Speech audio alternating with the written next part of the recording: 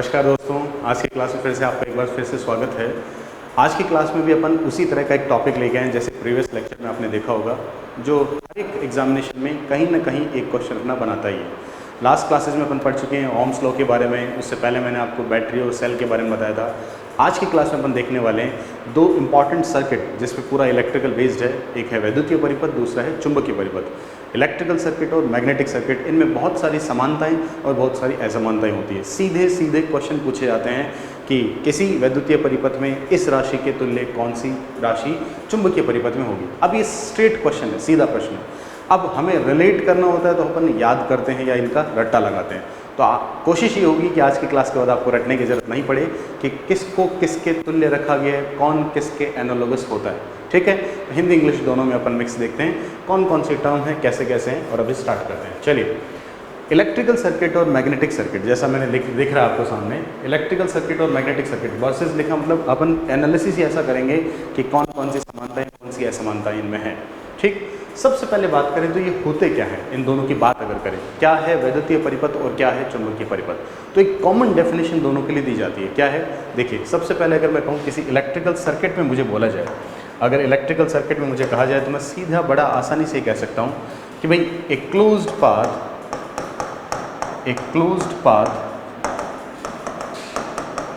Followed by an electric current.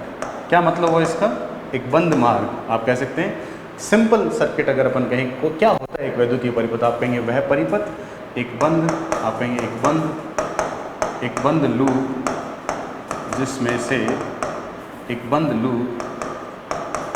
जिसमें से विद्युत धारा प्रवाहित होती है। सिंपल, धारा प्रवाहित होती है, और इससे सरल कुछ नहीं कह सकते हैं इसके लिए। एक बंद लूप जिसमें से विद्युत धारा का प्रवाह होता है उसे अपन क्या कह देंगे, इलेक्ट्रिकल सर्किट। अब बताइए, यहाँ से उधर चलें तो जिस तरह से किसी इलेक्ट्रिकल सर्किट में धारा का प्रवाह होता है उस तरह से मैग्नेटिक सर्किट में किसका होता है, चुंबकीय परिपथ में किसका प्रवाह होता है। जैसे ही मैंने ये शब्द बोला प्रवाह, वहीं पे अपन गलत कर गए भाई, क्योंकि कभी भी कोई चुंबकीय परिपथ में फ्लक्स जो होता है वो प्रवाहित नहीं होता है, उसका कोई टर्बुलेंस नहीं होता है। तो ये कहना गलत है कि प्रवाहित होता है। ये दोनों में असमानता है कि यहाँ हाँ इसके समतुल्य है लेकिन उसमें प्रवाहित नहीं होता। ध्यान रखना, फ्लक्स हमेशा युग्मित करता है, लिंक करता है। तो आप इधर कह सकते हैं कि सिंपली क्या होता है एक मैग्नेटिक सर्किट, तो उसके लिए क्या बोला जाएगा, मैग्नेटिक सर्किट में सिंपल ये कह सकते हैं क्लोज्ड पाथ, आप कहेंगे सिंपल एक closed path followed by a magnetic flux. Simple आप कह सकते हैं ये क्या है, एक भाग या एक बंद मार्ग जिससे चुंबकीय फ्लक्स क्या होता है, आप कहेंगे युग्मित होता है। जिससे क्या होता है, चुंबकीय फ्लक्स युग्मित होता है। एक closed path followed by magnetic flux. Followed by का मतलब सिंपल सा हो गया, जिसमें क्या करे, वो आपका लिंक करे। ध्यान रखिएगा, क्या नहीं करता है, प्रवाहित नहीं होता है बल्कि उस परिपथ के साथ लिंक करता है। तो सबसे बड़ा डिफरेंस तो इनके नाम में था जो अपन कवर कर चुके। क्या है एक इलेक्ट्रिकल सर्किट और क्या है एक मैग्नेटिक सर्किट, समझ आ गया होगा। अगर एक छोटे से डायग्राम से देखें तो और चीज़ें इसमें बेहतरीन हो जाती है। कैसे कह सकते हैं, देखिएगा, अगर मैं इसको शो करूं एक परिपथ के साथ तो अपन इस तरह कह पाएंगे। इस डेफिनेशन को सपोर्ट करता हुआ एक डायग्राम बना रहा हूं, ध्यान से देखिएगा। उसमें बहुत सारी चीज़ अपने को सीखने मिली। एक इलेक्ट्रिकल सर्किट की अगर बात हो रही है तो आप कह देते हैं एक इलेक्ट्रिकल सर्किट, मान लीजिए एक वायर है, ठीक है, जिसका कुछ रेजिस्टेंस है, जिसे किसी सोर्स के थ्रू जोड़ा। तो आपने एक बैटरी लगा दी, मान लीजिए इस तरह से, जैसा कि अपन बात की थी। इस बैटरी का कुछ न कुछ क्या होगा, एक विद्युत वाहक बल होगा, EMF होगा, कुछ आंतरिक प्रतिरोध भी होगा। इस बैटरी के सिरों पर अगर मैं एक बाह्य वायर जोड़ देता हूँ, मैं इसके सिरों पर एक तार जोड़ देता हूँ, ऐसा मान लीजिए, उस तार का जो भी है प्रतिरोध मान लिया अपन ने, इस तरह से एक सर्किट बनाया, ठीक है। आपने कहा इस बैटरी के सिरों पर एक हमने वायर जोड़ दिया इस तरह से। इस तार का प्रतिरोध कुछ R मान लेते हैं, इसका रेजिस्टेंस है, और ये परिपथ बहता है, इसमें इसकी पॉलरिटी ध्रुवता के अनुसार एक धारा बहती है, धनायन से ऋणायन की ओर। अपन ने कहा इस तरह से एक विद्युत धारा I प्रवाहित होती है। तो एक सर्किट अपने को दिख रहा है, एक क्लोज्ड पाथ, एक बंद परिपथ जो कि धारा के द्वारा एक मार्ग पूरा करता है, जिसमें एक स्रोत है और एक सिंक है, एक सोर्स है, एक सिंक है। एक स्रोत है जो प्रदान करता है, दूसरा खर्च करता है। तो एक विद्युतीय परिपथ बना, बेसिक सा, सबसे सिंपल इलेक्ट्रिकल सर्किट ये है। अब जरा सोचिए, अगर एक मैग्नेटिक सर्किट बनाना चाहते तो क्या चाहिए होता? उसमें एक फ्लक्स चाहिए होता और उस फ्लक्स को उत्पन्न करने का स्रोत भी तो चाहिए होता। बस यहीं से बात आ जाती है कि फ्लक्स कौन उत्पन्न करता है। तो आप वहाँ पे कह सकते हैं फ्लक्स उत्पन्न करने के लिए हमारे पास एक एमएमएफ होना चाहिए, मैग्नेटो मोटिव फोर्स, चुंबकत्व वाहक बल होना चाहिए। जिस तरह यहाँ ईएमएफ इलेक्ट्रॉनों पर बल लगाकर उसे आगे प्रवाहित करते हैं धारा के रूप में, उसी तरह से किसी चुंबकत्व वाहक बल एमएमएफ के द्वारा किसी मैग्नेटिक सर्किट में फ्लक्स क्या करता है, लिंक करता है। अब वो अलग अलग मार्ग में कर सकता है, किसका प्रतिरोध कैसा है, रिलक्टेंस कैसा है, वो पढ़ेंगे अभी। तो सबसे सामान्य परिभाषा बनाते हुए दिखाऊं तो मैं एक क्या मान लेता हूँ, एक रिंग मान लेता हूँ। एक मैंने शेप्ड रिंग मान ली। इस रिंग पर कुछ एन टर्न्स अपन ने लपेट दिए। मान लीजिए कुछ घेरे लगा दिए अपन इस तरह से, ठीक है। इस तरह से एक रिंग है जिस पे एन घेरे लपेटे गए हैं और उस रिंग में कोई आई करंट प्रवाहित करते हैं, ऐसा अपन ने कह दिया, किसी स्रोत के थ्रू, ठीक।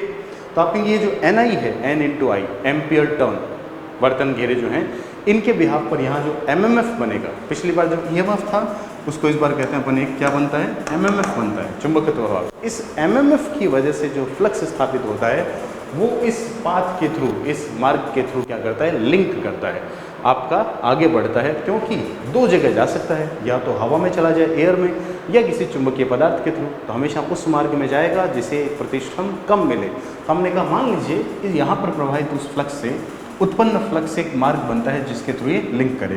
तो अपन इस चीज़ को अगर देखा है तो ऐसे कह सकते हैं कि यहाँ पर जो लिंक पाथ बना वो कुछ ऐसा हुआ, मान लीजिए यहाँ से बन के स्टार्ट हुआ, आप मान लेते हैं वो कुछ इस तरह से लिंक करता है, ठीक है। जस्ट मिनट, मान लीजिए वो मैग्नेटिक सर्किट यहाँ से ऐसे लिंक करता है इस मार्ग के थ्रू, ठीक है। ये इसने अपना एक मार्ग पूरा किया, आप कह सकते हैं इसके थ्रू क्या जा रहा है, ये अपना एक क्या जा रहा है, आप कहेंगे एक फ्लक्स जो है वो स्थापित हो। तो फ्लक्स के लिए बनने वाला ये मार्ग जो है, ये मार्ग जो है ये क्या बन जाता है, ये मार्ग कहलाता है इसके लिए एक मैग्नेटिक सर्किट। क्या बन जाता है, इसके लिए मैग्नेटिक सर्किट। और यहाँ पर धारा के लिए जो ये मार्ग बना, ये क्या बन जाता है, इसके लिए एक तरह का आप कहेंगे इलेक्ट्रिकल सर्किट। समझ गए होंगे। तो क्या है एक इलेक्ट्रिकल सर्किट, क्या है एक मैग्नेटिक सर्किट, बात समझ में आई। एक closed path followed by electric current, एक closed path followed by flux. सामान्य रूप से एक बंद मार्ग जिसमें धारा प्रवाहित हो, एक बंद रूप या मार्ग जिसमें फ्लक्स आपका युग्मित हो। ये तो हुई परिभाषा के आधार पर अंतर। अब बहुत सारी छोटी छोटी चीज़ें जो अपने को देखनी, इस डायग्राम से ही अपने को काफ़ी सारी चीज़ें दिख रही है। क्या, जिस तरह से ये एक मार्ग बनता है उस मार्ग का कुछ न कुछ प्रतिरोध होगा, उसी तरह से यहाँ पर एक चुंबकीय मार्ग बनता है उसका कुछ न कुछ अवरोध होना चाहिए। जिस तरह से यहाँ धारा प्रवाहित होती है, यहाँ पर फ्लक्स लिंक करता है। जिस तरह यहाँ पर एक विद्युत वाहक बल था, उसी तरह से यहाँ पर एक चुंबकत्व वाहक बल है। ये सारी बातें समझ में आ रही है। इन सबको अपन कहते हैं एनालॉगी पूछना, या फिर किसी के समतुल्यता की बात करना। देखिए कैसे समझते हैं अपन उसको। ये तो अपनी पहली स्लाइड पे जो अपन ने दिया, ये देखिए इलेक्ट्रिकल और मैग्नेटिक सर्किट में एक बहुत छोटा सा अंतर अपन यहाँ पे समझा पाए, ठीक है। अब आगे अपन समझते हैं क्या क्या अंतर हो सकते हैं। देखिएगा ध्यान से, अगर मैं इनमें डिफरेंस करूं, अगर मैं इन सब में अंतर करूं, एक अपन पहले से ही सेक्शन बना लें। चलिए एक एक करके बात करते हैं। सबसे पहले अगर मैं कहूं एक नंबर पे, अगर मैं यहाँ पे कहूं कि भाई मेरे पास है करंट, सबसे पहला मैंने कहा कि भाई मेरे पास इस तरफ होता है क्या, धारा, विद्युत धारा की बात करूँ जिसके थ्रू परिपथ बनता है, यानी कि आप बात करेंगे किसकी, करंट की। तो इस करंट के समतुल्य यहाँ पे कौन है, अगर अपन इसके समतुल्य बात करें तो आप कहेंगे करंट के समतुल्य यहाँ पे होता है आपका फ्लक्स। क्या होगा, चुंबकीय फ्लक्स। विद्युत धारा के समतुल्य कौन है, आप कहेंगे इधर होता है, दैट इज फ्लक्स। फ्लक्स का मार्ग इसके थ्रू बनना, ठीक है।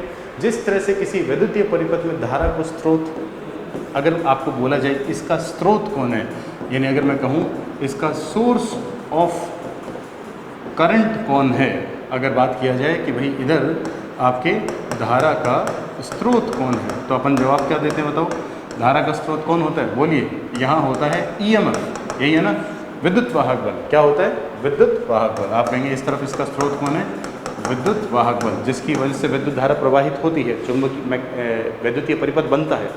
उसी क्रम में अगर मैं यहाँ पूछूँ तो आपसे कहा जाएगा कि सोर्स ऑफ, बोलो क्या कहेंगे, इस बार आएगा सोर्स ऑफ फ्लक्स कौन है, यानी इस बार आप कहेंगे इस चुंबकीय परिपथ में फ्लक्स का स्रोत कौन है। तो आप कहेंगे स्रोत अगर पूछा जाए तो इस बार जवाब क्या होगा, एमएमएफ। कौन बन जाएगा आपका स्रोत, एमएमएफ। इसे अपन कह सकते हैं ये कौन है, आप बोलेंगे दैट इज चुंबकत्व, वाहक और बल। अब जरा इसको थोड़ा सा समझें, चुंबकत्व, वाहक बल को या इसको। तो विद्युत वाहक बल किस में होता है? वोल्ट में, ईएमएफ के रूप में होता है, और ये अपने पास है एमएमएफ के रूप में। ठीक है, एमएमएफ किसके बराबर होगा? अगर कोई पूछे तो आप कहेंगे एम्पियर टर्न है। किसके बराबर होता है? Ampere turn. अपन अगला अंतर कर सकते हैं ना यहाँ पे, बोलिए क्या अंतर हो जाएगा? जैसे इधर मैंने कहा विद्युत वाहक बल, अगर मैं बोलूँ ईएमएफ की बात करूँ तो इसका यूनिट किस में होता है? आप कहेंगे वोल्ट के अंदर होता है। ठीक है, वोल्ट। और अगर मैं बात करूँ इधर एमएमएफ की, तो अगर आपसे बोला जाए एमएमएफ किस में होता है, तो आप कहेंगे एमएमएफ किस में होगा? बताओ, एम्पियर टर्न के अंदर। किस में होगा? एमएमएफ का देखिए बेसिक सूत्र की बात करूँ तो क्या था? Number Guna number of turn into current. तो एमएमएफ होता है एन इनटू आई। इसलिए बताइए इसकी इकाई क्या हो जाएगी? इसकी इकाई हो गई एम्पियर और टर्न। शॉर्ट में इसे लिखा जाता है एटी करके। क्या लिखेंगे? एटी। तो कल को आ जाए वोल्ट के समतुल्य है, तो जवाब क्या है? एम्पियर टर्न, ये कह सकते हैं। ठीक है, तो बड़ी साधारण सी बात करी। अब जरा बताइए, किसी विद्युतीय परिपथ में अगर अपन ओम का नियम लगाएं, तो सुनना ध्यान से। अगर मैं इस विद्युतीय परिपथ में ओम का नियम लगा के एक संबंध लिखूं, क्या होता है बताओ? आप जानते हो ओम के नियम से V बराबर होता था I गुणा R, ये होता था। ठीक है, V बराबर IR। तो अगर मैं यहाँ पर इस समतुल्यता को लिखूं, तो बताइए वो आपसे पूछना चाहता है क्या हो जाएगा? यानी कहने की बात इतनी सी कि अपन यहाँ पे अब रेजिस्टेंस को परिभाषित करना चाह रहे हैं। किसको? रेजिस्टेंस को। देखिए तीसरा अवयव अपन इधर ले रहे हैं, क्या होता है? अपन ले रहे हैं रेजिस्टेंस, प्रतिरोध की बात करें। किसकी बात कर रहे हैं? प्रतिरोध की बात करें। अब बताइए प्रतिरोध की अगर चर्चा की जाए तो ये कैसे है? इसके समतुल्य अगर कोई आपसे पूछ ले तो नाम तो अभी से क्लियर कर देते हैं। प्रतिरोध के समतुल्य कौन होता है बताइए? रेजिस्टेंस के जैसा कौन होता है? आप कहेंगे रिलक्टेंस। क्या होता है? रिलक्टेंस। इसे बोलते हैं प्रतिष्ठम, इसे कहते हैं प्रतिष्ठम, जिसे अपन रिलक्टेंस से शो करते हैं। सिंबल की बात करें तो इसके लिए अपन क्या सिंबल यूज़ कर देते हैं? आर। इसके लिए देखिए कई जगह किताबों में RL मिल जाएगा, या फिर आपको इसके लिए कैपिटल S भी मिल जाएगा, दोनों ही होते हैं। रिलक्टेंस के लिए RL या S कह सकते हैं। अब ये क्या है? इसके बारे में कोई पूछ ले, ये किसको व्यक्त करता है? तो देखिए ओम का नियम जिस तरह से अपन परिभाषित करते थे, उसी क्रम में प्रतिरोध का गुण भी तो परिभाषित करते हैं। किसी भी विद्युतीय परिपथ में धारा के मार्ग का अवरोध क्या कहलाता है?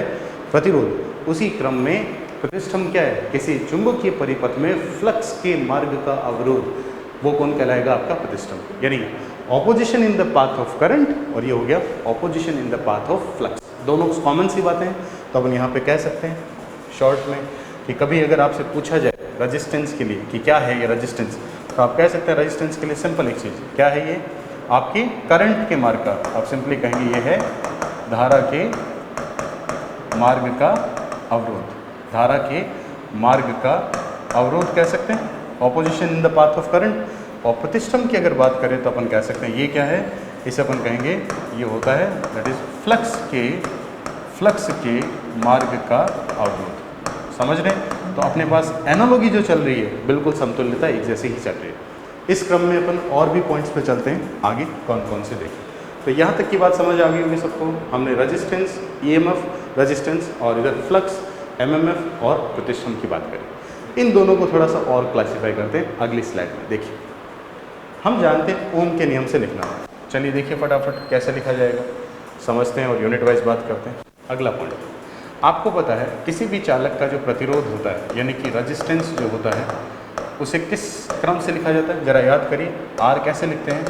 V बटा आई, ओम का नियम है। V की जगह अगर मैं ऊपर लिख दूं क्या कि भाई ईएमएफ और अपॉन लगा दूं क्या? आपने कहा करंट। किस फार्मूले से आया बताओ? किस फार्मूले से आया? V अपॉन आई से अपन ने निकाला है। ठीक है, अगर ये रेजिस्टेंस है तो बताइए इसके समतुल्य इधर कौन होगा? बोलिए कौन होगा? आप कहेंगे इसके समतुल्य होगा दैट रिलक्टेंस यानी कि प्रतिष्ठम। प्रतिष्ठम क्या हो जाएगा बोलो? सिंबल बताइए S। किसके बराबर होगा? अब बोलो ईएमएफ के समतुल्य कौन होता है? पढ़ चुके हैं अपन, कौन था? एमएमएफ। ईएमएफ के समतुल्य कौन है? एमएमएफ। करंट के समतुल्य कौन है बताइए? फ्लक्स। तो यहाँ पे क्या आ जाएगा भाई? आपने कहा फ्लक्स। अब बताइए फॉर्मूला क्या निकल के आया? एमएमएफ किससे लिखते हैं? आप कहते हैं एन आई। एमएमएफ किससे लिखते हैं? आपने कहा एन आई। और करंट सिंपली अपने पास है। फ्लक्स की जगह कौन आएगा बताइए? फ्लक्स की जगह आएगा फाई। तो ये आ गया ना अपने पास फॉर्मूला। जैसे R बराबर V बटा आई था, उसी तरह से S क्या होता है? एन आई अपॉन फाई। चलिए इसी समय अपन इनकी इकाई देख लेते हैं। बोलो जरा, इसका यूनिट क्या हो जाएगा, इसकी इकाई क्या होगी, बोलो। यूनिट क्या होती है, जानते हैं ना क्या होती है, ओम, यही तो लिखते थे ओम।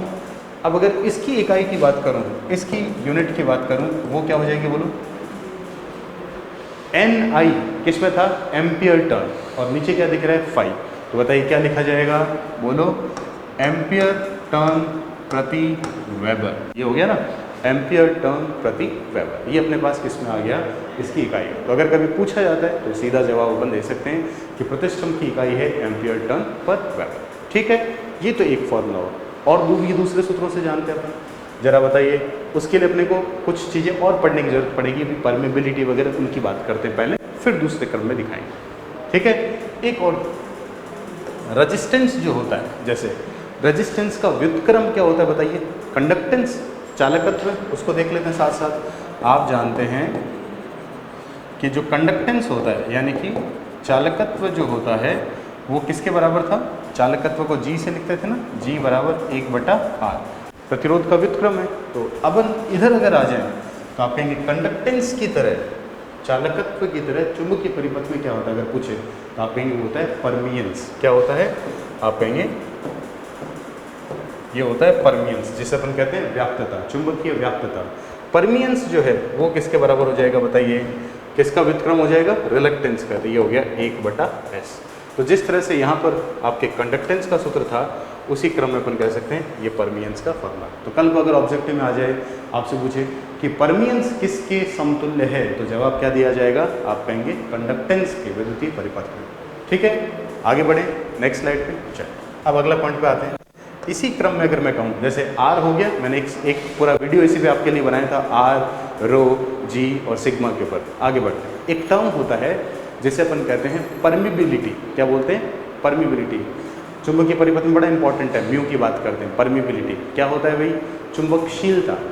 अगर मैं एनालॉजी पे जाऊँ तो बड़ा बेहतर समझा पाऊंगा। इधर बताइए क्या लिखेंगे उसके लिए, किसी चुंबकीय परिपथ में फ्लक्स को स्थापित करने का उसका जो गुण है, कितनी अच्छी गुणता वो रखता है, वो उसकी परमिबिलिटी कहलाता है। आसानी से फ्लक्स को स्थापित कर देना, वो उसके लिए कहलाती है कि उसकी चुंबकशीलता अच्छी है, जो लोह चुंबकीय पदार्थों में हमेशा बढ़िया होती है, अन्य सभी की तुलनात्मक रूप से। ठीक है, उसी क्रम में बताइए किसी चालक की क्या होती है, चालकता, कंडक्टिविटी। जितनी कंडक्टिविटी बेहतर होगी उतना ही वो आसानी से धारा का प्रवाह कर सकता है। यही पढ़ते हैं अपन, इसीलिए बढ़िया चालक जो होते हैं वो सब धातुओं से बनाते हैं, मेटल से बनाते हैं, क्योंकि उनकी चालकता उच्च होती है। अब बताइए, चुंबकीय पदार्थों की चुंबकशीलता उच्च होना चाहिए और यहाँ पर क्या होनी चाहिए, चालकता उच्च होनी चाहिए। तो अपन अगला टर्म क्या लिख सकते हैं, एनालॉजी पढ़ रहे हैं तो यहाँ पर कौन आएगा, इधर आएगा कंडक्टिविटी। क्या आएगा, यहाँ आएगा कंडक्टिविटी, जिसे अपन कहते हैं क्या, बोलिए, चालकता। ठीक है, इसे बोला जाता है चालकता। किससे व्यक्त करते हैं बताओ, इसे व्यक्त करते हैं कंडक्टिविटी को सिग्मा से। ठीक है, और यूनिट अगर याद हो तो क्या था, बताइए फटाफट, सिग्मा का यूनिट क्या था, बोलिए क्या था, रजिस्टिविटी का उल्टा ओम मीटर, ये हो जाता है महो पर मीटर। पढ़ा चुका हूँ पहले से, ये होता है महो प्रति मीटर। यही था ना कंडक्टिविटी के लिए, रजिस्टिविटी ओम मीटर, तो 1/ओम मीटर से आ गया। अब इधर चलिए, इसके एनालॉजी पे कंडक्टिविटी के समतुल्य कौन होता है बताओ, कंडक्टिविटी के समतुल्य कौन होगा अगर पूछा जाए तो आप कहेंगे जिस तरह से यहाँ चालकता है वैसे यहाँ पे कौन है, चुंबकशीलता। तो आप कहेंगे यहाँ आता है, यहाँ आता है परमिबिलिटी, जिसे अपन कहते हैं चुंबकशीलता। ये कहलाता है चुंबकशीलता। इसका सिंबल क्या होता है बताइए, इसे व्यक्त करते हैं अपन किससे, म्यू से।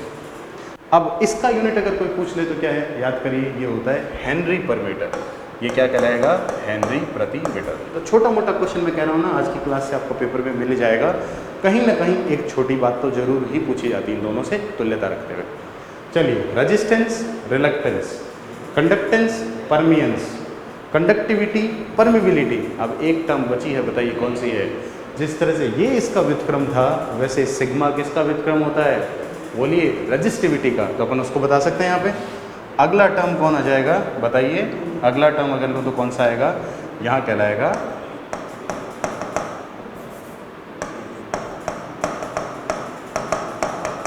रजिस्टिविटी। रजिस्टिविटी क्या होती है, आप कहते हैं ये कहलाता है प्रतिरोधकता, किसी चालकता का व्युत्क्रम। तो आप कहते हैं ये किससे लिखा जाता है, याद करिए, इसे लिखते थे अपन रो से। ठीक है, और इसका यूनिट क्या होता था आपका ओम मीटर। याद आ गया। अब बताइए रजिस्टिविटी के समतुल्य कौन होगा? कौन होगा? इसके जैसा इधर होता है रजिस्टेंस से रजिस्टिविटी, तो आप कहेंगे रिलक्टेंस से रिलक्टिविटी। इधर कौन आ जाएगा? आपका आएगा, इधर बन जाता है रिलक्टिविटी। इसे अपन कहते हैं प्रतिष्ठमता।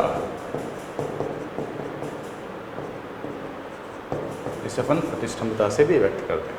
अब अगर इसकी इकाई पूछ ले तो जस्ट किसका व्युत्क्रम है? बोलो, ये किसका व्युत्क्रम होगा? इसी का। तो ये जो आपका दिख रहा है हेनरी, तो आप कह सकते हैं ये किसके बराबर होती है? जैसे ये था 1/सिग्मा, तो आप कहेंगे रिलक्टिविटी किसके बराबर हो जाएगी? सिंपल, उल्टा कर दीजिए, 1/, बोलिए कंडक्टिविटी क्या था? 1/ρ। आप कहेंगे परमिबिलिटी जस्ट इसका, तो 1/, आप कह सकते हैं म्यू हो जाएगा। ठीक है, इस तरह से अपने पास ये 4 पैरामीटर निकल के आते हैं। तो अगर आप ध्यान से देखें तो जितनी भी चीज़ें अपन ने बोली है वो सब इलेक्ट्रिकल मैग्नेटिक सर्किट को रिलेट करने वाली है। ठीक है, कुछ और भी चीज़ें यहाँ पर संबंधित होती हैं, उनको देखिए। मान लीजिए अब मैं कह सकता हूँ कि मेरे को रेजिस्टेंस वाली बात पता है, तो अपन यहाँ से निकाल पाएंगे। चलिए, एक और फार्मूला होता है जिसको डेवलप कर लें। आपने पढ़ा होगा रेजिस्टेंस के लिए, चालक के प्रतिरोध के लिए एक फार्मूला यूज़ करते हैं अपन, R बराबर ρL/A। ठीक है, ये क्या है? प्रतिरोधकता, लंबाई, क्षेत्रफल। अब अगर मैं इसी में कह दूं, इसी को ऐसे भी तो लिख सकते हैं कि भाई रो जो होता है वो 1/सिग्मा भी तो होता है। तो अगर इसी फॉर्मूले को मैं ऐसे लिख दूं क्या कि R बराबर L अपॉन क्या आ जाएगा बताइए? L/σA। बोलिए, क्या ये चालक का प्रतिरोध है? बिल्कुल है, यहाँ से लिखा पहले। अब इसके समतुल्य आना अपने को इधर। बोलिए, इसके समतुल्य कौन होता है? बोलो, प्रतिष्ठम, यानी कि इसके समतुल्य कौन हो गया? प्रतिष्ठम यानी रिलक्टेंस। अब R की जगह बताइए क्या लिखूं? यहाँ से चल रहे हैं सीधा, R की जगह क्या आएगा? S। लेंथ और एरिया तो यहाँ पर भी होता है, L और A तो यहाँ पर भी आ जाएगा। अब सिग्मा जो दिख रहा है, सिग्मा क्या है? कंडक्टिविटी, यानी कि अभी भी पढ़ के क्या थी? चालकता। नहीं याद रहती तो ये देखो टेबल, चालकता के समतुल्य कौन होता है? बोलिए, परमिबिलिटी, चुंबकशीलता। तो बताइए यहाँ पे सीधा क्या लगा दूँ? ये लीजिए म्यू लगा दे। ये बन गया अपना फॉर्मूला।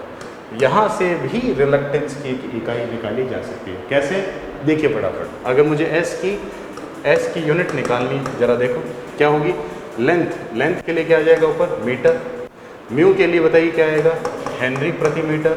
और क्षेत्रफल किस में होता है? ये लीजिए मीटर स्क्वायर। गौर से देखें तो ये सब मीटर कैंसिल हो रहे हैं ना, ये और ये सब कट गए, तो अपने पास क्या निकल के आता है?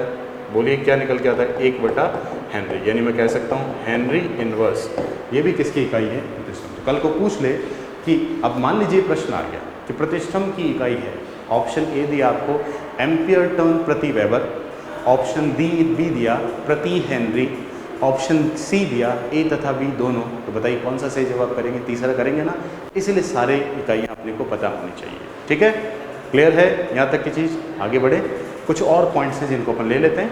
जैसे इलेक्ट्रिकल और मैग्नेटिक सर्किट में दूसरे और कौन कौन से बिंदु हैं उनको देखिए। अगले पॉइंट पे अपन एक बोलते हैं विद्युतीय परिपथ में होता है जिसे बोलते हैं सिंपल करंट डेंसिटी। इसे बोलते हैं अपन क्या? धारा घनत्व। ठीक है, धारा घनत्व। अब बताइए करंट डेंसिटी, धारा घनत्व का सिंबल यहाँ पे होता है G। किसी भी तरह की घनत्व का मतलब होता है वो क्वांटिटी बटा क्षेत्रफल, एकांक क्षेत्रफल में से गुजरने वाली धारा। तो बताइए J का मान किसके बराबर हो जाएगा? आप कहेंगे करंट अपॉन एरिया, करंट बटा क्षेत्रफल। तो अगर कोई यहाँ से आपको यूनिट पूछ ले तो बताइए क्या दें? यूनिट हो जाएगी एम्पियर प्रति मीटर स्क्वायर। ये होगा धारा घनत्व। अब अगर कोई पूछे इसके समतुल्य इधर कौन है, तो क्या जवाब दोगे? जैसे करंट है वैसे यहाँ पे कौन होता है? फ्लक्स। समतुल्य तो पता है, करंट की जगह फ्लक्स, तो इधर क्या नाम आएगा बताइए? इधर बोला जाएगा, इसे कहेंगे फ्लक्स डेंसिटी। क्या बोलेंगे? फ्लक्स डेंसिटी, जिसे अपन कहते हैं सिंपल फ्लक्स घनत्व, ये बोलते हैं। और अगर चुंबकीय लगा दो तो पूरा नाम समझ जाओगे, चुंबकीय फ्लक्स घनत्व। बताइए जरा सिंबल क्या होता है? जे की जगह ये बन जाता है बी, करंट की जगह क्या आएगा? ये बन गया फाई, और क्षेत्रफल तो है ही। ये फॉर्मूला आप सब जानते हो, B बराबर φ/a। बोलिए जरा यूनिट क्या होता है इसका?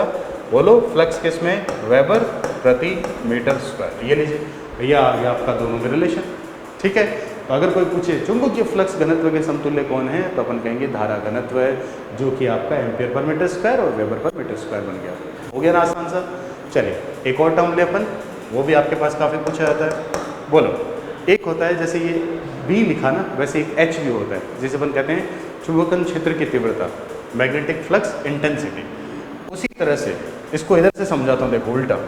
इधर मैं कहूँगा एक होता है चुंबकीय क्षेत्र तीव्रता, क्या बोलते हैं, चुंबकीय क्षेत्र की तीव्रता, इसे चुंबकन क्षेत्र भी कह देते हैं, कई बार इसे सिंपल और कुछ नहीं तो चुंबकन क्षेत्र भी बोल देते हैं। ये होता है अपना इंटेंसिटी, इसे बोलते हैं मैग्नेटिक फील्ड इंटेंसिटी। बोलिए भी जरा, याद करिए क्या सिंबल होता है इसका। इंटेंसिटी का सिंबल यह होता है एच, ठीक है। और एच जो है वो बराबर होता है एकांक लंबाई में कितना एमएमएफ है। तो आप कहते हैं ये बराबर होता है मैग्नेटोमोटिव फोर्स अपॉन लेंथ। तो बताइए यहाँ से इसका फॉर्मूला क्या निकल के आया, बोलो, एन आई अपॉन एल, यही आएगा। अगर कोई यूनिट पूछ ले तो बताइए क्या बन गई, इसकी इकाई क्या बन गई, एम्पियर टर्न प्रति मीटर। क्लियर है, ये इसकी इकाई हो गई। अब इसके समतुल्य ढूंढने हैं, अपन तो इसके समतुल्य देख रहे हैं, तो इधर आते हैं। चलो भाई, अब अपन इसके उल्टा सोचिए, अगर इधर था चुंबकीय क्षेत्र तीव्रता, तो बताइए इधर क्या होगा, विद्युतीय क्षेत्र की तीव्रता। तो इस तरफ क्या लिखा जाएगा, आप कहेंगे ये बन जाएगा विद्युत, ये बन जाएगा सिंपल विद्युतीय क्षेत्र की तीव्रता। अब विद्युतीय क्षेत्र की तीव्रता की बात करूं तो ये क्या होता है, आप इसे कहते हैं इलेक्ट्रिक फील्ड और इंटेंसिटी। अब बोलिए ये किससे व्यक्त करते हैं, इसका सिंबल था भाई ई। इसका सिंबल क्या होता है, इसे इलेक्ट्रिक फील्ड स्थिर विद्युत में पढ़ते हैं अपन, ई। ये किसके बराबर होगा, अब देखो कितना आसान है। एमएमएफ के समतुल्य कौन है, ईएमएफ। तो बताओ इधर क्या लिखूं, इधर लिखूंगा मैं, ये लीजिए ईएमएफ, और नीचे कौन चल रहा है, लेंथ। तो बताइए ये क्या हो गया, ईएमएफ किस में मापा जाता है, वोल्ट, और नीचे क्या, मीटर। बोलिए क्या आंसर आया, वोल्ट प्रति मीटर। ये लो, इसकी इकाई पता चल गई। अब बड़ा आसान है, मैंने कहा ना, आपस में संबंधित करना है इनको। अगर एक बार सीख जाओ तो सारे के सारे पॉइंट्स आपको एक जैसे ही लगेंगे, आसानी से जवाब दे पाएंगे। और बताइए और कौन सा टॉपिक यहाँ पे कंपेयर कर सकते हैं। जब इलेक्ट्रिकल मैग्नेटिक सर्किट की बात आती है तो ईजिली अपन इन सब पॉइंट्स को अच्छे से समझ सकते हैं। चलिए और बताइए और कौन सा, एक ओम के नियम को देख लेते हैं। चलिए इधर देखिए, अगर अपन कहें, आपने पढ़ा भी होगा मैग्नेटिक सर्किट के लिए, और इधर दो क्वांटिटीज़ देखी जाती है, बीएच वक्र बनाते हैं ना, उसी क्रम में अगर मैं यहाँ पे कहूँ कि भाई मैग्नेटिक फील्ड को परमिबिलिटी के साथ संबंधित करते हैं, तो एक फॉर्मूला होता है V बराबर म्यू एच, आपने पढ़ा होगा, यूज़ भी काफ़ी किया होगा, जहाँ म्यू किसके बराबर होता है, म्यू नॉट और म्यू आर, ये परमिबिलिटी के दोनों गुण हैं। इधर अगर आपसे बोला जाए तो आप इसके समतुल्य बताइए, B की जगह कौन आएगा, धारा घनत्व यानी कि J, म्यू की जगह कौन आएगा बताइए, चालकता यानी कि सिग्मा, एच की जगह कौन आएगा, अभी पढ़ गए हैं ए, तो जे बराबर सिग्मा ई। तो कल को प्रश्न आ जाए बी बराबर म्यू एच के समतुल्य है, तो अपन जवाब दे सकते हैं ना, जे बराबर सिग्मा ई। इस तरह से अपन कह सकते हैं इलेक्ट्रिकल और मैग्नेटिक सर्किट में खूब सारी समानताएं और आपकी सिमिलरिटीज़ होती हैं, एनालॉगस टर्म काफ़ी सारी। अब देखिए इस बात को जो अपन ने पढ़ा, यहाँ पर इनकी भी बात कर ही लेते हैं। ये दोनों क्या होती है भाई, म्यू नोट और म्यू आर क्या है, आप कहेंगे म्यू नोट जो है ये कहलाती है निरपेक्ष, ये कहलाती है निरपेक्ष चुंबकशीलता, ठीक है, इसे इंग्लिश में कहते हैं एब्सोल्यूट और परमिबिलिटी, ठीक है। वैल्यू कितनी होती है याद रखिए, आपको पता भी होना चाहिए, 4 पाई गुणा 10 की घात माइनस 4.10⁻⁻⁷ ये होता है अपने पास, किस में होता है बोलो, हेनरी पर मीटर, यही वैल्यू आएगी। और अगर कोई पूछ ले किसके लिए, म्यू आर के लिए, तो म्यू आर जो है इनका अनुपात है, इसे अपन बोलते हैं म्यू आर जो है ये कहलाती है सापेक्ष, ये है आपके सापेक्ष चुंबकशीलता, इसे बोलते हैं रिलेटिव और परमिबिलिटी। इसकी वैल्यू एयर के लिए 1 होती है और चुंबकीय पदार्थों के लिए 1 से ज़्यादा होती है, ठीक है। अब कई लोग यहाँ पे इससे कंफ्यूज कर जाते हैं कि जैसे भाई यहाँ म्यू है वैसे यहाँ पे क्या होता होगा, अपसाइलन होता होगा। भूल गए आप, अपसाइलन जो है वो विद्युतीय क्षेत्र की क्या है, परमिटिविटी होती है, ये अलग चीज़ है, ये आपकी विद्युतशीलता होती है, ये अलग चीज़ है, ध्यान रखिएगा। ये अलग चीज़ होती है। कहीं पर म्यू और अपसाइलन कभी मैच मत कर देना, गलत हो जाएगा, सरासर गलत है। शीलता देख के कहीं बह जाओ, नहीं, ये बिल्कुल अलग है। चुंबकीय परिपथ में चुंबकीय पदार्थों को चुंबकित करने का गुण ये कौन है? चुंबकशीलता। जबकि विद्युतीय परिपथ में उसके सापेक्ष जो होता है वो कौन है? उसकी विद्युतशीलता नहीं है बल्कि चालकता होती है, क्योंकि पदार्थ से संबंधित है। ये किसी इलेक्ट्रोस्टैटिक फील्ड से संबंधित है। इसकी भी बात करेंगे जब स्थिर वैद्युतिकी आवेश से संबंधित अपन बात करेंगे, ठीक है। तो ये सब थी अपनी समानताएं या एनालॉजी। अब अगर कोई मुझे पूछ ले कि भाई इनमें अंतर किस किस चीज़ का है, यानी ऐसी कौन सी बातें हैं जो सेम नहीं होती, उनको भी डिस्कस कर लें। एक लास्ट पॉइंट वो भी ले लेते हैं। देखिए, अगर कोई मुझे कहे असमानताएं कौन सी होंगी, यानी कि डिससिमिलरिटीज कौन सी, इनकी अगर बात करें, कौन कौन सी असमानताएं यहाँ पर मिलती है किसमें? इलेक्ट्रिकल और मैग्नेटिक। देखिए, बड़ा आसानी से समझ सकते हैं। पहला पॉइंट लेते हैं। फर्स्ट पॉइंट ये कहता है कि जो करंट होती है, आपकी जो धारा होती है, वो हमेशा क्या करती है भाई? बोलो, फ्लो करती है, यानी कि प्रवाहित होती है। इसमें एक वास्तविक प्रवाह होता है। समझ, अगर चेक करना हो तो तार जा रहा है, हाथ लगा के देख लो, प्रवाहित हो रही कि नहीं हो रही, पता चल जाएगा करंट आके। लेकिन अगर कोई मुझे कहे चुंबकीय परिपथ के लिए, तो बताइए, अगर मैं बात करूं फ्लक्स की, तो क्या फ्लक्स प्रवाहित होता है? नहीं। आप कहेंगे सिंपल, डजंट फ्लो। ये क्या नहीं होता है? प्रवाहित नहीं होता है। आप कहेंगे ये प्रवाहित नहीं होता है। भाई, प्रवाहित थोड़ी होता है कोई फ्लक्स। प्रवाहित होता तो बीच में तोड़ देते तो नहीं जाता, एयर में से भी तो निकल जाता है। प्रवाहित नहीं होता है, तो फिर कहेंगे क्या होता है? आप कहेंगे ये तो आपका परिपथ में लिंक करता है, यानी सिंपल सी बात है, ये क्या करता है? ये युग्मित होता है। ये क्या करता है? ये फ्लक्स में युग्मित होता है। तो ये पहला फ़र्क आ गया दोनों में, पहला डिफरेंस। दूसरा देखिए, दूसरा फ़र्क क्या है? दूसरा फ़र्क ये है, जब हम इंसुलेटर की बात करते हैं तो आप ये बोलेंगे कि भाई इलेक्ट्रिकल इंसुलेटर जो होते हैं, विद्युत रोधी पदार्थ, किसकी बात करें?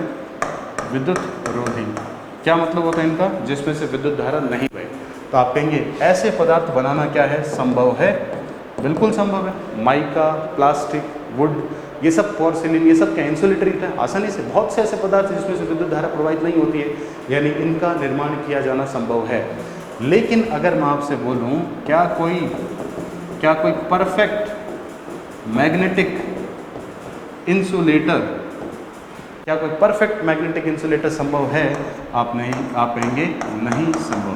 कोई भी ऐसा पदार्थ नहीं है जिसमें से फ्लक्स लिंक नहीं करता है। सबसे घटिया जो माना जाता है वो कौन है? एयर।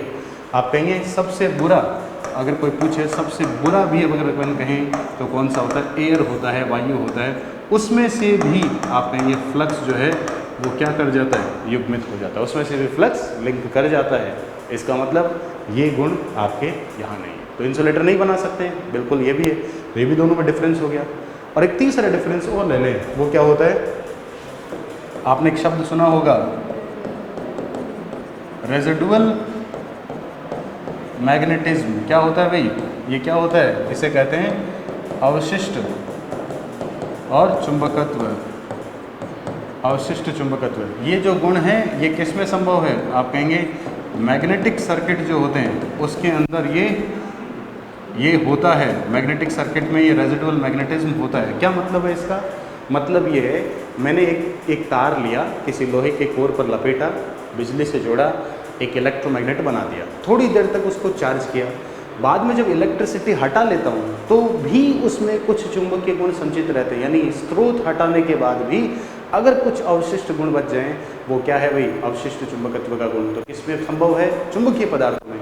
क्या इलेक्ट्रिसिटी ऐसे करती है? नहीं। विद्युतीय परिपथों में आप कहेंगे विद्युतीय, यानी मैग्नेटिक सर्किट का मतलब क्या है? अगर इनमें बोला जाता है कि अगर आपने सोर्स को हटा भी लिया तो भी आपका फ्लक्स जो है वो क्या रहता है? आपका स्टेब्लिश रहता है, फ्लक्स वहाँ पे रहता है, कुछ क्षण तक ही रहे लेकिन आपका संभव है रहता है। लेकिन अगर इसी बात को अपन किस पे बोलें? इलेक्ट्रिकल सर्किट में। तो इलेक्ट्रिकल सर्किट में अपन कहेंगे, किसी भी इलेक्ट्रिकल परिपथ में ये कहा जाता है कि जब तक सोर्स है, आपका सोर्स अगर आप हटा लें तो हटाते ही आप कहेंगे आपके परिपथ की धारा क्या हो जाती है? ज़ीरो हो जाती है। क्लियर है ना? ये करंट यानी केवल परिपथ तब तक ही रहता है जब तक उसके साथ स्रोत जुड़ा है, उसके बाद नहीं। तो आप कह सकते हैं चुंबकीय पदार्थों में अवशिष्ट चुंबकत्व का गुण है, रेजिडुअल प्रॉपर्टी होती है, जबकि वहाँ पर नहीं होती है। ये आपकी कुछ असमानताएं आ गई, ठीक है? तो होपफुली आप सबको समझ आया होगा क्या कुछ देख रहे थे अपन। हम पढ़ रहे थे आज इलेक्ट्रिकल और मैग्नेटिक सर्किट, जिसमें हमने छोटे छोटे पॉइंट्स लेते हुए उनको क्या किया, कवर अप किया।